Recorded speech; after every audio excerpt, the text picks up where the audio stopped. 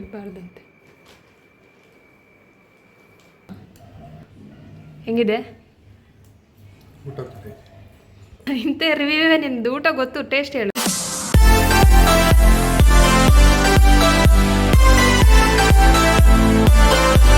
Hi ಎಲ್ರಿಗೂ ನಮಸ್ಕಾರ, ಪ್ರಣು ವ್ಲಾಗ್ಸ್ಗೆ ಸ್ವಾಗತ. ಯಾರು ನನ್ನ ಚಾನಲ್ನ ಸಬ್ಸ್ಕ್ರೈಬ್ ಮಾಡಿಲ್ಲ ಸಬ್ಸ್ಕ್ರೈಬ್ ಮಾಡಿ ಅಂತ ಹೇಳ್ತಾ ಇವತ್ತು ಬಂದು ಒಂದು ವ್ಲಾಗ್ ಸ್ಟಾರ್ಟ್ ಮಾಡ್ತಾ ಇದ್ದೀನಿ. ಇದು ಬಂದು ನನ್ನ ಒಂದು ಡೇ ರೋಟೀನ್ ವ್ಲಾಗ್ ಆಗಿರುತ್ತೆ.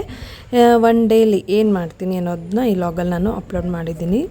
ನಾನು ಕಿಚನ್ ಆಲ್ಮೋಸ್ಟ್ ನೈಟೇ ಕ್ಲೀನ್ ಮಾಡಿ ಮಲಗಿಬಿಡ್ತೀನಿ. ಸೊ ಇಲ್ಲಿ ನೀವು ನೋಡ್ತಾ ಇರ್ಬೋದು ಕಿಚನ್ ಎಲ್ಲ ಕ್ಲೀನ್ ಆಗಿದೆ. ಇವತ್ತು ಬಂದು ನಾನು ಪೂಜೆ ಮಾಡಬೇಕಿತ್ತು, ಸೋಮವಾರ ಆಗಿರೋದ್ರಿಂದ ಅದಕ್ಕೋಸ್ಕರ ಸ್ವಲ್ಪ ಸ್ವೀಟ್ ಮಾಡಿಬಿಟ್ಟು ದೇವ್ರಿಗೆ ಎಡೆ ಮಾಡಿಬಿಟ್ಟು ಆಮೇಲೆ ಅಡುಗೆ ಮಾಡ್ಕೊಳ್ಳೋಣ ಅಂತ ಹೇಳಿ ಇವತ್ತಿನ ಡೇನ ಸ್ಟಾರ್ಟ್ ಮಾಡ್ತಾ ಇದ್ದೀನಿ. ಮೊದಲನೇದಾಗಿ ಇಲ್ಲಿ ನಾನು ಶಾವಿಗೆ ಪಾಯಸ ಮಾಡಬೇಕು ಅಂತ ಅಂದ್ಕೊಂಡೆ. ಅದಕ್ಕೋಸ್ಕರ ಸಕ್ಕರೆ, ಶಾವಿಗೆ, ಬಾದಾಮಿ, ಸ್ವಲ್ಪ ಗೋಡಂಬಿನೂ ಕೂಡ ನಾನಿಲ್ಲಿ ಸೇರಿಸ್ಕೋತಾ ಇದ್ದೀನಿ. ನನಗಂತೂ ಪಾಯಸ ಅಂದರೆ ಸಿಕ್ಕಾಪಟ್ಟೆ ಇಷ್ಟ, ಬಟ್ ಲೈಟಾಗಿ ಇಷ್ಟ. ಪೂಜೆಗೆ ಇಲ್ಲಿ ಹೂವು ಕೂಡ ತೊಗೊಂಡಿದ್ದೆ. ಹಳೆ ಹೂವನ್ನೆಲ್ಲ ಎತ್ತಿಟ್ಟು ಅದೇ ರೀತಿ ದೇವ್ರನ್ನೆಲ್ಲ ತೊಳೆದ್ಬಿಟ್ಟು ಈಗ ಹಣೆಗೆಲ್ಲ ಬೊಟ್ಟಿಡ್ತಾ ಇದ್ದೀನಿ. ಮನೆಯೆಲ್ಲ ಕ್ಲೀನ್ ಮಾಡ್ಕೊಂಡಿದ್ದಾಯಿತು ಆಲ್ಮೋಸ್ಟ್. ಈಗ ಇನ್ನೇನು ಬೊಟ್ಟೆಲ್ಲ ಇಟ್ಮೇಲೆ ಪೂಜೆ ಮಾಡೋದಕ್ಕೆ ಸ್ಟಾರ್ಟ್ ಮಾಡಿದೆ. ಹೂವನ್ನೆಲ್ಲ ಇಡ್ತಾ ಇದ್ದೀನಿ, ನೀವು ಇಲ್ಲಿ ನೋಡ್ತಾ ಇರ್ಬೋದು. ಹಾಗೆ ಒಂದು ಹೂವು ನಂಗೆ ಸಿಕ್ಕಾಪಟ್ಟೆ ಇಷ್ಟ ಆಯಿತು ಅಂತೇಳಿ ಅದನ್ನು ಮುಟ್ಕೊಳ್ಳೋಣ ಅಂತೇಳಿ ಟ್ರೈ ಮಾಡ್ತಾಯಿದ್ದೆ. ಬಟ್ ಅದು ಬಿದ್ದು ಹೋಗ್ತಾ ಇತ್ತು.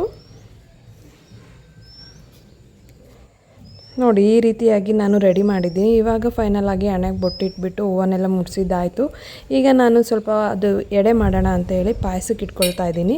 ಇಲ್ಲಿ ಗ್ಯಾಸ್ ಆನ್ ಮಾಡಿಬಿಟ್ಟು ನಾನು ಒಂದು ಪಾತ್ರೆನೇ ಇಟ್ಬಿಟ್ಟು ಅದಕ್ಕೆ ನೀರು ಹಾಕಿ ಶಾವಿಗೆ ಪಾಯಸಕ್ಕೆ ರೆಡಿ ಮಾಡ್ಕೊಳ್ತಾ ಇದ್ದೀನಿ. ಸೊ ಇಲ್ಲಿ ನಾವು ಇಬ್ಬರೇ ಮನೇಲಿ ಇರೋದ್ರಿಂದ ಎಷ್ಟು ಬೇಕೋ ಅಷ್ಟು ನೋಡಿಕೊಂಡು ಸ್ವೀಟ್ ಮಾಡೋಣ ಅಂತೇಳಿ ಸಕ್ಕರೆ ಹಾಕ್ತಾಯಿದ್ದೀನಿ. ನಮ್ಮ ಮನೆಯವರಂತೂ ಬರೋದು ಮಧ್ಯಾಹ್ನನೇ, ಇನ್ನು ನಾನು ಮಾತ್ರ ಇರೋದಲ್ವ, ಅದಕ್ಕೋಸ್ಕರ ಸ್ವಲ್ಪ ದೇವ್ರಿಗೆ ಮತ್ತು ನನಗೆ ಸೇರಿಸಿ ಮಾಡ್ಕೊಳ್ತಾ ಇದ್ದೀನಿ. ಇನ್ನು ಈ ಕಡೆ ಜಜ್ಜಿರೋ ಬಾದಾಮಿ ಮತ್ತು ಗೋಡಂಬಿನ ತೊಗೊಂಡು ಈ ಕಡೆ ಒಂದು ಬಾಣಲಿನ ಕಾಯೋದಕ್ಕಿಟ್ಟು ಈ ಕಡೆ ನೀರು ಕೂಡ ಕುದೀತಾ ಇತ್ತು. ಉರಿನ ಕಡಿಮೆ ಮಾಡಿಬಿಟ್ಟು ಒಂದು ಬಾಣಲೆಗೆ ಸ್ವಲ್ಪ ತುಪ್ಪ ಹಾಕಿ ಆ ಒಂದು ಬಾದಾಮಿ ಮತ್ತು ಗೋಡಂಬಿನ ಹುರ್ಕೊಳ್ಳೋಣ ಅಂತ ಹೇಳಿ ರೆಡಿ ಮಾಡ್ಕೊಂಡಿದ್ದೀನಿ. ಈ ಒಂದು ಲಾಗ್ ಬಂದು ಕಂಪ್ಲೀಟಾಗಿ ನನ್ನ ಒಂದು ಡೇ ಟೈಮಲ್ಲಿ ಮಾಡೋ ಲಾಗಿದ್ದು. ಅಂದರೆ ನಾನು ಮಂಡೇ ಡೇ ಟೈಮಲ್ಲಿ ಯಾವ ರೀತಿ ಟೈಮ್ನ ಸ್ಪೆಂಡ್ ಮಾಡಿದೆ ಅಂತೇಳಿ. ಆಲ್ಮೋಸ್ಟ್ ನನ್ನ ಒಂದು ಡೇಸ್ ಎಲ್ಲ ಕೂಡ ಕಿಚನಲ್ಲೇ ಕಂಪ್ಲೀಟ್ ಆಗ್ತಾ ಇದ್ದಾವೆ ಈ ನಡುವೆ ಅಂತೂ. ಬೆಳಗ್ಗೆನೂ ಅಡುಗೆ ಮಾಡು, ಮಧ್ಯಾಹ್ನ ಬಿಸಿ ಅಡುಗೆ ಮಾಡು, ಮತ್ತು ನೈಟ್ ಸಂಜೆ ಅಡುಗೆ ಮಾಡು, ಇದೇ ಆಗ್ತಾಯಿದೆ. ಯಾಕಂತ ಹೇಳಿದ್ರೆ ನಾವಿಬ್ಬರೇ ಇರೋದ್ರಿಂದ. ಅದು ಅಲ್ಲದೆ ನಾನು ಪ್ರೆಗ್ನೆನ್ಸಿ ಟೈಮ್ ಬೇರೆ ಅಲ್ವಾ, 3 ಟೈಮ್ಸು ಕೂಡ ಬಿಸಿದೇ ಊಟ ಮಾಡಬೇಕು ಅಂತೇಳಿ 3 ಟೈಮ್ಗೂ ಕೂಡ ಬರೀ ಅಡುಗೆ ಮಾಡೋದೇ ಆಗುತ್ತೆ. ಇಲ್ಲಿ ಈ ಕಡೆ ಕಾಯ್ತಿರೋ ನೀರಿಗೆ ನಾನು ಇವಾಗ ಶಾವಿಗೆನ ಸೇರಿಸ್ಕೊಳ್ತಾ ಇದ್ದೀನಿ. ಈ ರೀತಿ ಶಾವಿಗೆ ಹಾಕಿದ್ಮೇಲೆ ನೀರು ಸ್ವಲ್ಪ ಕುದಿಯೋದಕ್ಕೆ ಸ್ಟಾರ್ಟ್ ಆಯಿತು, ನೀವು ಇಲ್ಲಿ ನೋಡ್ತಾ ಇರ್ಬೋದು. ಅದು ಕಂಪ್ಲೀಟಾಗಿ ಬೇಯಬೇಕಲ್ವ, ಬೇಯಲಿ ಅಂತ ಹೇಳಿ ನಾನು ಅದನ್ನು ಹಂಗೇ ಚೆನ್ನಾಗಿ ಅದನ್ನು ಒಂದು ಕಡೆಯಿಂದ ತಿರುಗಿಸ್ತಾ ಬೇಯೋದಕ್ಕೆ ಬಿಟ್ಟು ಈ ಕಡೆ ರೂಮ್ಗೆ ಹೋಗ್ತಾ ಇದ್ದೀನಿ. ಯಾಕಂತ ಹೇಳಿದ್ರೆ ಮಲಗೋದಕ್ಕಂತೂ ಅಲ್ಲ, ಅಲ್ಲಿ ನಾನು ಕೇಸರಿನ ರೂಮಲ್ಲಿ ಇಟ್ಟಿದ್ದೆ ಬೆಡ್ರೂಮಲ್ಲಿ. ಸೊ ತೊಗೊಂಡು ಬಂದು ಸ್ವಲ್ಪ ಪಾಯಸಕ್ಕೆ ಆ್ಯಡ್ ಮಾಡೋಣ ಅಂತ ಹೇಳಿ ಕೇಸರಿ ಕೂಡ ತೊಗೊಂಡು ಬಂದೆ. ಈ ಕಡೆ ಶಾವಿಗೆ ಆಲ್ಮೋಸ್ಟ್ ಬೆಂದಿತ್ತು, ನೀವು ಇಲ್ಲಿ ನೋಡ್ತಾ ಇರ್ಬೋದು. ಈಗ ಬೆಂದಿರೋ ಶಾವಿಗೆನ ಸ್ವಲ್ಪ ಇಳಿಸ್ಬಿಟ್ಟು ಒಂದು ಬೌಲ್ ತೊಗೊಳ್ತಾ ಇದ್ದೀನಿ. ಇದಕ್ಕೆ ನಾನು ಆಲ್ರೆಡಿ ಇವಾಗ ಸಕ್ಕರೆ ಮತ್ತು ನೀರನ್ನೆಲ್ಲ ಕುದಿಸ್ಬಿಟ್ಟು ಅದಕ್ಕೆ ಶಾವಿಗೆ ಆ್ಯಡ್ ಮಾಡಿದ್ದೆ ಅಲ್ವಾ. ಈಗ ಈ ಕಡೆ ಒಂದು ಕಡೆ ಬಾದಾಮಿ ಮತ್ತು ಗೋಡಂಬಿ ಹುರಿದಿಟ್ಕೊಂಡಿದ್ದೆ ಅಲ್ವಾ, ಅದನ್ನು ಕೂಡ ಸೇರಿಸ್ಬಿಟ್ಟು ಮೇಲ್ಗಡೆ ಲೈಟಾಗಿ ಒಂದು ಸ್ವಲ್ಪ ಅದರಲ್ಲಿರೋ ತುಪ್ಪನ ಹಾಕಿ ಈಗ ದೇವ್ರ ಮುಂದೆ ನೈವೇದ್ಯಕ್ಕೆ ತೊಗೊಂಡು ಹೋಗ್ತಾ ಇದ್ದೀನಿ. ನಮ್ಮ ಮನೇಲಂತೂ ನೊಡ್ಜ ಹುಳು ತುಂಬ ಆಗಿದ್ದಾವೆ. ನೊಡ್ಜ ಅಂದರೆ ಅದು ಚಿಕ್ಕದೇನು ಹಾರಾಡ್ತಿದ್ದಾವಲ್ಲ ಅದು. ಸೊ ದೇವ್ರ ಮೇಲೆ ಇಟ್ಟರೆ ಹೂವು ಕೂಡ ಬಿಡಲ್ಲ, ಹಣ್ಣು ಕೂಡ ಬಿಡಲ್ಲ, ಎಲ್ಲದ್ರ ಮೇಲೆ ಇವೇ ಇರ್ತವೆ. ಇದಕ್ಕೇನಾದರೂ ಸೊಲ್ಯೂಷನ್ ಯಾರಿಗಾದ್ರೂ ಗೊತ್ತಿದ್ದರೆ ತಿಳಿಸಿ. ಅದೇ ರೀತಿ ನನ್ನ ಆಲ್ಮೋಸ್ಟ್ ಪೂಜೆ ರೆಡಿ ಮಾಡಿಕೊಂಡು ಈಗ ದೇವ್ರ ದೀಪ ಹಾಕಿ ಊದ್ಬತ್ತಿನೂ ಕೂಡ ಹಚ್ಚಿ ಪೂಜೆನ ಮಾಡಾಯಿತು. ಸೊ ಇಷ್ಟೆಲ್ಲ ಮಾಡೋ ಅಷ್ಟರಲ್ಲಿಗೆ ನನಗೆ ಲೈಟಾಗಿ ಟಯರ್ಡ್ ಆಯಿತು ಅಂತ ಹೇಳಿ ನಾನು ಕೂಡ ಸ್ವಲ್ಪ ಶಾವಿಗೆನ ಟೇಸ್ಟ್ ಮಾಡೋಣ ಅಂತೇಳಿ ಬೌಲ್ಗೆ ಹಾಕೊಂಬಂದು ತಿಂತಾಯಿದ್ದೀನಿ. ಚೆನ್ನಾಗೇ ಆಗಿತ್ತು. ಮತ್ತೆ ಸ್ವಲ್ಪ ಹೊತ್ತಾದ್ಮೇಲೆ ಮತ್ತೆ ಹಶ್ವಾಯಿತು, ಮಾತ್ರೆ ಬೇರೆ ತೊಗೋಬೇಕಿತ್ತು. ಅದಕ್ಕೋಸ್ಕರ ಒಂದು ಬನಾನಾ, ಒಂದು ಸ್ಟ್ರಾಬೆರಿ, ಒಂದು ಆರೆಂಜ್ನ ತಿಂದುಬಿಟ್ಟು ಟ್ಯಾಬ್ಲೆಟ್ನು ಕೂಡ ತೊಗೊಂಡೆ. ಇನ್ನು ಈ ಕಡೆ ಮಧ್ಯಾಹ್ನಕ್ಕೆ ನನ್ನ ಹಸ್ಬೆಂಡ್ ಬರ್ತಾರೆ, ಟೈಮ್ ಆಯಿತು ಅಂತ ಹೇಳಿ ಕುಕ್ಕಿಂಗ್ನ ಸ್ಟಾರ್ಟ್ ಮಾಡಿದೆ.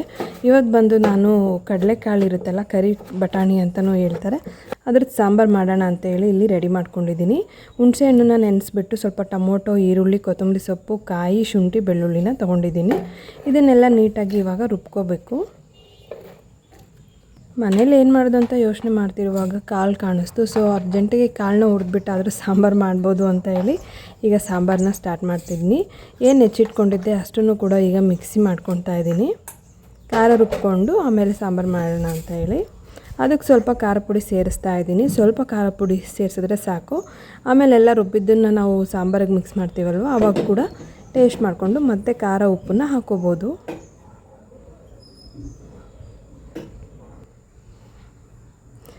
ನೋಡಿ ಈ ರೀತಿಯಾಗಿ ಹಾಕ್ಕೊಂಡು ರುಬ್ಬೋದು. ಈ ಮಿಕ್ಸಿ ಅಂತೂ ತುಂಬ ಹಳೇದಂತೆ, 10+ ಇಯರ್ಸ್ ಓಲ್ಡು. ನಮ್ಮ ಮನೆಯವರು ಅವ್ರು ಬ್ಯಾಚುಲರ್ ಆಗಿದ್ದಾಗ ತೊಗೊಂಡಿದ್ದು, ಬಟ್ ಈಗಲೂ ಕೂಡ ತುಂಬ ಸೂಪರಾಗಿ ವರ್ಕ್ ಆಗುತ್ತೆ. ಇನ್ನು ಈ ಕಡೆ ರುಬ್ಬಿದ್ದಾಯಿತು ಅಂತ ಹೇಳಿ ನಾನು ಅಡುಗೆನ ಸ್ಟಾರ್ಟ್ ಮಾಡಿದೆ. ಇಲ್ಲಿ ನೋಡ್ತಾ ಇರ್ಬೋದು, ಒಂದು ಅಂಚು ಇಟ್ಬಿಟ್ಟು ಗ್ಯಾಸ್ ಮೇಲೆ ಎಷ್ಟು ಬೇಕೋ ಅಷ್ಟು ಕಡಲೆಕಾಳನ್ನ ಹುರ್ಕೊಳ್ತಾ ಇದ್ದೀನಿ. ನಾವಿಬ್ಬರೇ ಇರೋದಲ್ವ, ಹಂಗಾಗಿ ಸ್ವಲ್ಪ ಮಾಡ್ಕೊಳ್ತೀನಿ. ಈ ಕಡೆ ಇನ್ನು ಒಗ್ಗರಣೆಗೆ ಒಂದು ಈರುಳ್ಳಿ, ಸ್ವಲ್ಪ ಕೊತ್ತಂಬರಿ ಸೊಪ್ಪು, ಒಂದೆರಡು ಬೀನ್ಸ್ ಇತ್ತು ಅಂತ ಬೀನ್ಸ್ನ ಕೂಡ ಕಟ್ ಮಾಡ್ಕೊಂಡಿದ್ದೆ. ಈ ಕಡೆ ಇನ್ನು ಕಾಳನ್ನೆಲ್ಲ ಉರಿಯೋದಕ್ಕೆ ಬಿಟ್ಬಿಟ್ಟು ಸ್ವಲ್ಪ ರೈಸ್ ಗಿಡೋಣ ಅಂತೇಳಿ ರೈಸ್ನ ಇಲ್ಲಿ ತೊಳ್ಕೊಳ್ತಾ ಇದ್ದೀನಿ. ಇದು ಬಂದು ಗದ್ದೆ ಅಕ್ಕಿ. ನಾವು ಊರಿಗೆ ಹೋದಾಗ ಅವ್ರ ಮನೇಲೆ ನಮ್ಮ ಮನೇಲಿ ಬೆಳೆದಿರೋದನ್ನು ನಮ್ಮ ಮನೆಯವರಿಂದ ತೊಗೊಂಡು ಬಂದಿದ್ವಿ. ಅದನ್ನೇ ನಾನು ಇವತ್ತು ರೈಸ್ ಮಾಡ್ತಾಯಿದ್ದೀನಿ. ಇನ್ನು ಈ ಕಡೆ ಕಾಳು ಹುರಿದಿದ್ದಾಯಿತು ಅಂತೇಳಿ ಇಳಿಸ್ಬಿಟ್ಟು ಅದನ್ನ ಸ್ವಲ್ಪ ತಣ್ಣಗಾಗೋದಕ್ಕೆ ಬಿಟ್ಟು ಈ ಕಡೆ ಈಗ ಸಾಂಬಾರಿಗೆ ಪಾತ್ರೆ ಇಡ್ತಾಯಿದ್ದೀನಿ. ಈಗ ಒಗ್ಗರಣೆ ಮಾಡ್ಕೊಳ್ಳೋದಕ್ಕೆ ಒಂದು ಪಾತ್ರೆ ಇಟ್ಟು ಅದಕ್ಕೆ ಸ್ವಲ್ಪ ಎಣ್ಣೆ ಹಾಕಿ ಸಾಸಿವೆ ಸಿಡಿಸ್ಬೇಕು.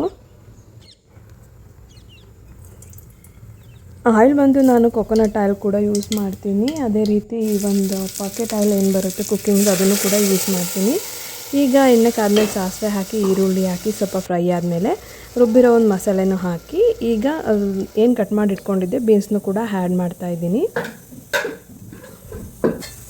ನೀಟಾಗಿ ಸಾಂಬಾರೆಲ್ಲ ಉಪ್ಪು ಖಾರ ಹುಳಿ ಆಗಬೇಕು. ಅದನ್ನೊಂದ್ಸರಿ ಟೇಸ್ಟ್ ನೋಡ್ಕೊಂಡ್ಬಿಟ್ಟು ಚೆನ್ನಾಗಿ ಕುದಿಯೋದಕ್ಕೆ ಬಿಡಬೇಕು. ಏನು ಹುರಿದಿಟ್ಕೊಂಡಿದ್ವಿ ನಾವು ಕಡಲೆಕಾಳನ್ನ ಅದನ್ನು ಲಾಸ್ಟಲ್ಲಿ ತೊಳೆದ್ಬಿಟ್ಟು ಸೇರಿಸ್ಬೇಕು. ಸಾಂಬಾರು ಇನ್ನೇನು ಕುದೀತಾ ಇದೆ ಅನ್ನುವಾಗ ಉಪ್ಪು ನಾನು ರುಬ್ಬೋದಕ್ಕೆ ಹಾಕಿರಲಿಲ್ಲ ಅಲ್ವಾ, ಇವಾಗ ಸಾಂಬಾರು ಟೇಸ್ಟ್ ನೋಡಿಬಿಟ್ಟು ಉಪ್ಪು ಹಾಕ್ತಾಯಿದ್ದೀನಿ. ಈಗ ಕಾಳನ್ನೆಲ್ಲ ಚೆನ್ನಾಗಿ ತೊಳ್ಕೊಂಡು ಸಾಂಬಾರು ಕುದೀತಿರುವಾಗ ಎಷ್ಟು ಬೇಕೋ ಅಷ್ಟು ಸಾಂಬಾರು ಪುಡಿ ನೋಡ್ಕೊಂಡು ಹಾಕ್ಕೊಳ್ಳಿ. ನಾನಂತೂ ಸಾಂಬಾರು ಪುಡಿ ಇಲ್ಲಿಂದ ಯೂಸ್ ಮಾಡಲ್ಲ, ಪಾಕೆಟು. ಅಮ್ಮನೇ ಊರಿಂದ ಬರ್ತಾ ಮಾಡ್ಕೊಂಡು ಬಂದಿದ್ರು. ಮನೇಲೇ ಮಾಡೋದ್ರಿಂದ ಫ್ಲೇವರ್ ಕೂಡ ತುಂಬ ಚೆನ್ನಾಗಿರುತ್ತೆ, ಸಾಂಬಾರು ಕೂಡ ಟೇಸ್ಟಿಯಾಗಿರುತ್ತೆ. ಈಗ ಪೌಡರ್ನೆಲ್ಲ ಹಾಕಿದ್ಮೇಲೆ ಹುಣಸೆ ಹುಳಿ ಏನು ನೆನೆ ಇಟ್ಟಿದ್ದೆ ಅದನ್ನು ಕೂಡ ಸೇರಿಸ್ತಾ ಇದ್ದೀನಿ. ಇವಾಗ ಹುರಿದು ತೊಳೆದಿಟ್ಕೊಂಡಿರೋ ಕಡಲೆಕಾಳನ್ನು ಕೂಡ ಅದಕ್ಕೆ ಸಾಂಬಾರಿಗೆ ಸೇರಿಸ್ತಾ ಇದ್ದೀನಿ. ಇವಾಗ ಇಷ್ಟೆಲ್ಲ ಪ್ರೊಸೆಸ್ ಆದಮೇಲೆ ಚೆನ್ನಾಗಿ ಕುದಿಯೋದಕ್ಕೆ ಬಿಡಬೇಕು. ಲಾಸ್ಟಿಗೆ ಸ್ವಲ್ಪ ಕೊತ್ತಂಬರಿನ ಆ್ಯಡ್ ಮಾಡಿಬಿಟ್ಟು ನಾನೀಗ ಸಾಂಬಾರು ರೆಡಿ ಮಾಡಿದ್ದೀನಿ. ಈ ಕಡೆ ಮುದ್ದೆ ಮಾಡೋಣ ಸಾಂಬಾರಿಗೆ ಅಂತ ಹೇಳಿ ಒಂದು ಪಾತ್ರೆಯಲ್ಲಿ ನೀರು ತೊಗೊಂಡಿದ್ದೀನಿ. ನಾವಿಬ್ಬರೇ ಇರೋದ್ರಿಂದ ಇಷ್ಟು ನೀರು ತೊಗೊಂಡಿದ್ದೀನಿ. ನಾವು ಅದನ್ನು ಹೆಸ್ರು ಕಾಯೋದು ಅಂತೀವಿ. ಆ ನೀರನ್ನ ಕಾಯೋಕ್ಕೆ ಇಟ್ಬಿಟ್ಟು ಹಾಗೆ ಚಿಕ್ಕ ಪಾತ್ರೆ ತೊಗೊಂಡು ಚಿಕ್ಕ ಪಾತ್ರೆ ಸ್ವಲ್ಪ ನೀರು ತೊಗೊಂಡು ಇನ್ನೊಂದು ಸ್ವಲ್ಪ ಹಿಟ್ಟನ್ನು ತೆಳ್ಳು ಕಲಿಸ್ಕೊಳ್ತಾ ಇದ್ದೀನಿ. ಇದನ್ನು ಬಂದು ಸರಿ ಅಂತ ಹೇಳ್ತೀವಿ. ಈ ಕಾಯ್ತಾ ಇರೋ ನೀರಿಗೆ ಕುದೀತಾ ಇರಬೇಕು, ನೀರು ಒಲೆ ಮೇಲೆ ಇಟ್ಟೋದು. ಅದಕ್ಕೆ ಈ ಒಂದು ಸರಿನ ನಾವು ಹಾಕ್ಬಿಟ್ಟು ಚೆನ್ನಾಗಿ ಮಳಿಸ್ಬೇಕು. ಯಾವ ಥರ ಅಂದರೆ ಅದನ್ನು ತಿರುಗಿಸ್ತಾನೇ ಇರಬೇಕು. ಅದು ಗಂಟು ಸ್ವಲ್ಪನೂ ಆಗದೆ ಇರೋಂಗೆ ಅದನ್ನು ತಿರುಗಿಸ್ಬಿಟ್ಟು ಅದು ಬೆಂದಿರೋದು ನಮ್ಗೆ ಗೊತ್ತಾಗುತ್ತೆ. ಕಲರ್ ಚೇಂಜ್ ಆದಮೇಲೆ ಎಷ್ಟು ಬೇಕೋ ಅಷ್ಟು ಮುದ್ದೆಗೆ ಹಿಟ್ಟನ್ನು ನಾವಿಲ್ಲಿ ಸೇರಿಸ್ಕೋಬೇಕು. ನಾನು ಇಲ್ಲಿ 2 ಮುದ್ದೆ ಮಾಡೋದಕ್ಕೆ ಇಷ್ಟು ಹಿಟ್ಟನ್ನು ಹಾಕ್ಕೊಳ್ತಾ ಇದ್ದೀನಿ. ಹಿಟ್ಟು ಹಾಕ್ಕೊಂಡು ಚೆನ್ನಾಗಿ ಅದು ಕುದಿ ಬಂದಮೇಲೆ ಈ ರೀತಿಯಾಗಿ ಮಿಕ್ಸ್ ಮಾಡಿ ಒಂದು 5 to 10 ಮಿನಿಟ್ಸ್ ಬೇಯೋದಕ್ಕೆ ಬಿಡಬೇಕು. ಗೊತ್ತಾಗುತ್ತೆ ನಮಗೆ ಅದು ಬೇಯುವಾಗ, ಕಲರೆಲ್ಲ ಚೇಂಜ್ ಆಗುತ್ತೆ. ಮುದ್ದೆ ಮಾಡೋದಕ್ಕೆ ಹಿಟ್ಟಂತೂ ಚೆನ್ನಾಗಿ ಬೇಯಬೇಕು. ನೀವು ಸರಿಯೆಲ್ಲ ಹಾಕಿದ್ಮೇಲೆ ಹಿಟ್ಟು ನೀರೊಳಗೆ ಮುಳುಗದೇ ಇರೋ ರೀತಿ ಹಿಟ್ಟನ್ನು ಹಾಕ್ಕೊಳ್ಬೇಕು, ಹಂಗಾದರೆ ಕರೆಕ್ಟಾಗಿದೆ ಅಂತ ಹೇಳಿ.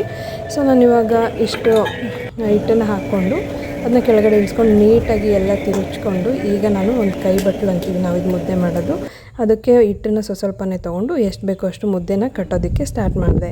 ಫೈನಲಾಗಿ ನನ್ನ ಒಂದು ಅಡುಗೆ ಎಲ್ಲ ರೆಡಿ ಆಯಿತು. ನನ್ನ ಬೇಬಿ ಕೂಡ ಬಂದರು ಊಟಕ್ಕೆ. ನೀವಿಲ್ಲಿ ನೋಡ್ತಾ ಇರ್ಬೋದು. ಮಧ್ಯಾಹ್ನದ ಊಟ ಅಂತೂ ನಾವಿಬ್ಬರು ಒಟ್ಟಿಗೆ ಮಾಡ್ತೀವಿ.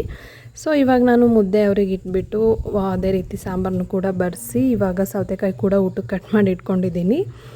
ಟೇಸ್ಟ್ ಯಾವ ರೀತಿಯಾಗಿದೆ ಅಂತೇಳಿ ಕೇಳೋಣ.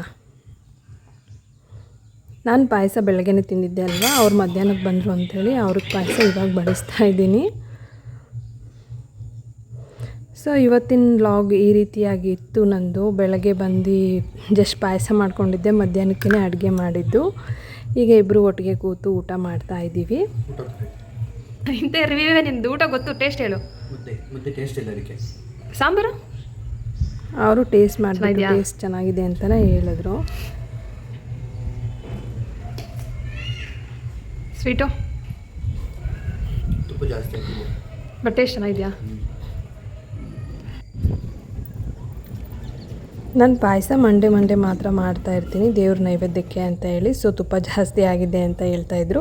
ಊಟ ಮುಗಿಸಿ ನೆಕ್ಸ್ಟ್ ಟೆರೆಸ್ ಮೇಲೆ ಹೋಗಿ ಬಟ್ಟೆ ಎಲ್ಲ ಒಣಗಾಕಿ ಮತ್ತೆ ಕೆಳಗೆ ಬಂದು ಸಂಜೆ ಆಯಿತು ಅಂತ ಒಂದು ಪೊಮೊಗ್ರನೇಟ್ ತಿಂದು ಕೂತಿದ್ದೆ. ನಮ್ಮ ಮನೆಯವರು ನನಗಂತ ಬೇಬಿ ಪೋಸ್ಟರ್ಸ್ನ ತೊಗೊಂಡು ಬಂದಿದ್ದರು. ಸೊ ಅದನ್ನು ನಾವು ಗೋಡೆಗೆ ಪೇಸ್ಟ್ ಮಾಡೋಣ ಅಂತ ಅನ್ಕೋತಾನೆ ಇದ್ವಿ, ಬಟ್ ಆಗಿರಲಿಲ್ಲ.